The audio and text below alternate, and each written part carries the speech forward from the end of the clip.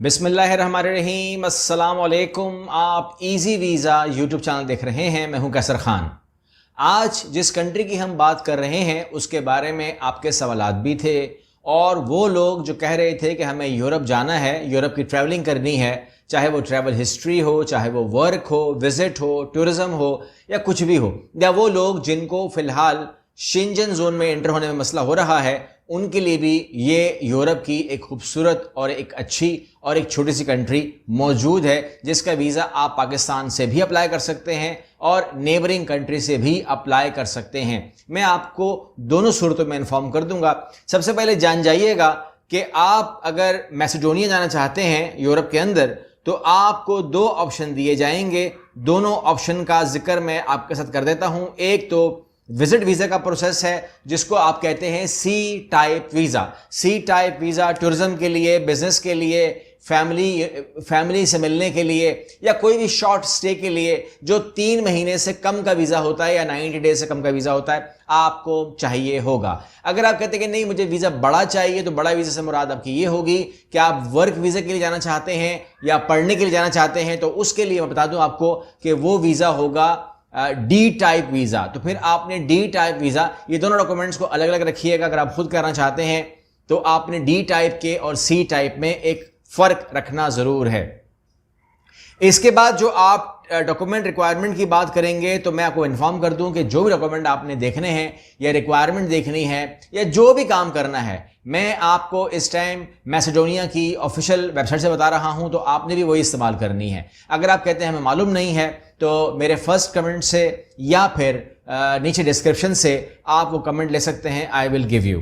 कहते हैं कि जी आपको वैलिड पासपोर्ट चाहिए और इसके अलावा आपको वीज़ा एप्लीकेशन फॉर्म सही भरना है। पासपोर्ट साइज फ़ोटो चाहिए हैं जो रीसेंट हों, कलर हों, और इसके अलावा 35-45 वो जो यूरोप का स्टाइल होता है वही चाहिए।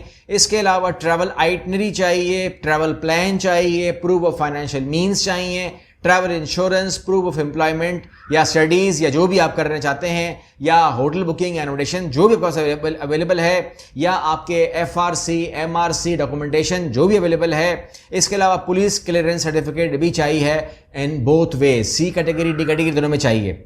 अच्छा, आगे आप चलते हैं कि where to submit your visa application. तो यहां पर एक सवाल बनता है कि बहुत सारे लोगों को ये नहीं पता कि अगर नॉर्थ मैसेडोनिया हो तो उसका हम जो वीजा है हम कहां अप्लाई करेंगे, और ऐसी बहुत सारी कंट्रीज हैं जिनके बारे में कंफ्यूजन होती है। अक्सर मैं कमेंट देखता हूं मगर मैं वहां पर उसके लिए रिप्लाई नहीं करता, बिकॉज मुझे लगता है कि वो किसी को गुमराह करने के लिए कर रहे हैं, बदजन करने के लिए कर रहे हैं, या मुझे गलत साबित करने के लिए कर रहे हैं। तो मैं कहता हूं उन्हें करने दें, क्योंकि जो आपका लॉयल होगा, सिंसेयर सब्सक्राइबर होगा, आपको सही समझेगा, वो आपके साथ खड़ा हो जाएगा। और जो परदेसी होगा या टूरिस्ट होगा वो आपके पास आएगा चला जाएगा, वो आपका था ही नहीं। तो लिहाजा यहां पर मैं आपको इन्फॉर्म कर दूं कि अगर आप ये मालूम करने जाएंगे कि क्या ऐसी कोई एम्बेसी यहां मौजूद है, तो नहीं, इसकी एम्बेसी यहां मौजूद नहीं है मैसेडोनिया की अपनी।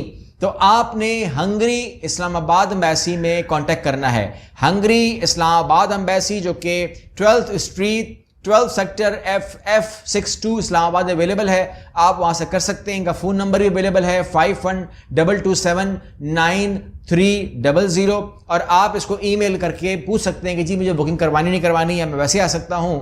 mission.isb@mufa.gov.hu आप इन्हें कर सकते हैं। हंगरी आपको मैसेडोनिया के लिए एंटरटेन करेगा। लेकिन अगर आप कहते हैं कि बहुत टाइम हो गया, बुकिंग नहीं आई, जवाब नहीं दे रहे, कोई मसला नहीं हल हो रहा, इवन कि आप हंगरी की चले गए, बाज़ लोग चले भी जाते हैं, चले भी गए लेकिन फिर भी रिस्पॉन्स नहीं मिला, ऐसी सूरत में आपको वो कहते हैं कि दूसरा ऑप्शन ये है कि अगर आपको स्पेसिफिकली आपको किसी भी वजह से रिस्पॉन्स नहीं मिल रहा तो आप ईरान, तुर्की और ग्रीस जाकर भी ये काम कर सकते हैं। मगर ग्रीस तो आप जाएंगे नहीं, ईरान और तुर्की रह गया, तो तुर्की भी नहीं, तो फिर Iran is the best option कि आप वहाँ पर वीज़े की प्रोसेसिंग के लिए जाएं। लेकिन पहला ऑप्शन आपका हंगरी से मसला हल हो जाएगा, इस पर इतना रश नहीं होता है और आप यहाँ पे काम कर सकते हैं।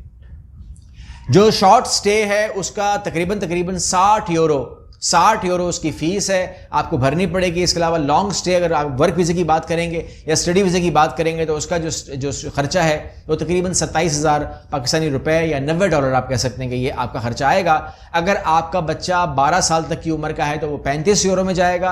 अगर आपका बच्चा 6 साल से छोटा है तो वो वो 6 साल का है तो फिर फ्री वो होगा।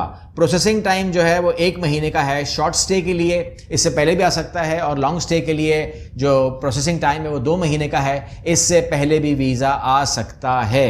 ये आप लोगों के इल्म में होना चाहिए। इसके अलावा आप किस तरह अप्लाई करेंगे, आपको ऑनलाइन अप्लाई करना है। मैं आपको कुछ 5-6 वेबसाइट्स जो हैं वो डिस्क्रिप्शन बॉक्स में दे रहा हूं, उन पे लेकर के आप वर्चुअली अप्लाई कर सकते हैं, कांटेक्ट कर सकते हैं, अपने एम्प्लॉयर से बात कर सकते हैं। हमारी हेल्प चाहिए हो तो ये हमारे यूरोप प्लैटिनियम प्रोग्राम के अंदर आप इसे कवर कर सकते हैं, आप उसका हिस्सा बन सकते हैं। और ना कि सिर्फ मैसेडोनिया, तो फिर हम आपको मैसेडोनिया के अलावा यूरोप के शेंजन जोन के अंदर भी अप्लाई करवा देंगे। ना कि सिर्फ ये काम करेंगे बल्कि आपकी प्रोफाइल, आपकी कवर लेटर, आपका जो CV है यूरोपियन स्टाइल अप्रूव्ड, वो भी आपका बन जाएगा।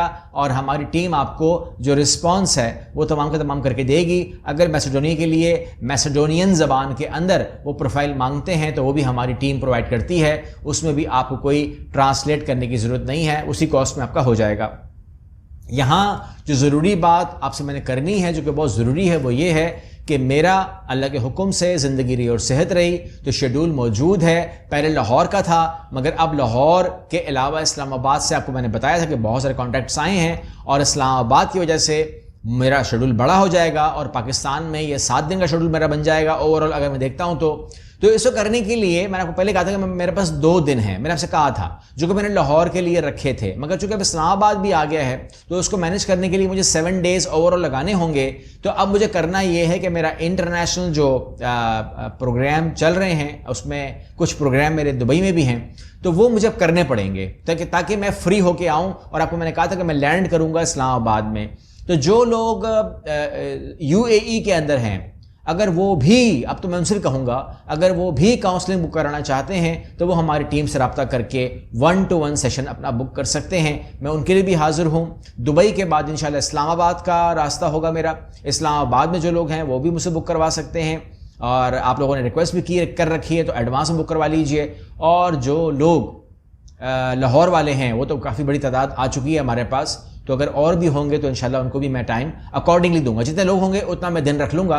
अगर 2 दिन के लोग तो आ चुके हैं मेरे पास, तकरीबन 3rd डे के दिन में अगर लोग आएंगे तो फिर हम अपने दिन बढ़ा लेंगे। और 7 दिन मैंने इसलिए रखे हैं क्योंकि लाहौर में रिस्पॉन्स ज़्यादा बड़ा होता है। तो मैं पहले आपको इन्फॉर्म कर दूँ कि पहला मेरा जो यहाँ से निकलने के बाद जो शेड्यूल होगा वो UAE का होगा। उसमें मेरी कुछ जो हमारी डिमांड होती है ना, हम ओवरसीज कंपनी हैं तो हमारी जो डिमांड्स होंगी हमने उसको एड्रेस करना है, उनको पहले देख लें। फिर हमारी काउंसलिंग्स हैं, काउंसलिंग को हम देख लेंगे सेकंड हाफ के अंदर। सुबह में हम सरकारी काम देख लेंगे, और उसके बाद सेकंड टूर इंशाल्लाह अल्लाह के हुक्म से इस्लामाबाद का होगा, उसको देख लेंगे इंशाल्लाह। और उसके बाद मेरा लाहौर का होगा, उसको देख लेंगे। और उसके बाद फिर आपको मैं अपना अगला शेड्यूल बता सकता हूँ कि लाहौर के बाद मैं कहाँ पर प्रोग्राम इंशाल्लाह रखूँगा। और उसके अलावा बहुत बड़ी बड़ी सरप्राइज़ ऑफ़र्स हैं उन लोगों के लिए जो काउंसलिंग मुझे मिलने वाले हैं, क्योंकि ऑफ़र्स बहुत बड़ी हैं। तो वो मैं काउंसलिंग के अंदर ही जब बताऊंगा तो आप भी कहेंगे कि ये ऑफ़र तो वाकई में ऐसी है कि काउंसलिंग लेने का फ़ायदा हुआ है। और वो फ़ायदा इतना फ़ायदा होगा कि जेन्युइनली आपको मानना ही पड़ेगा कि फ़ायदा हुआ है। मैं ये कह सकता हूँ कि जब आप लोग मेरे साथ मिलेंगे और प्रोग्राम में आएंगे, 1-to-1 सेशन होगा, तो आप इस बात को यकीन करने में मजबूर हो जाएंगे कि हम फ़ायदे में ही रहे। अगली वीडियो मिलते हैं। अल्लाह हाफ़िज़।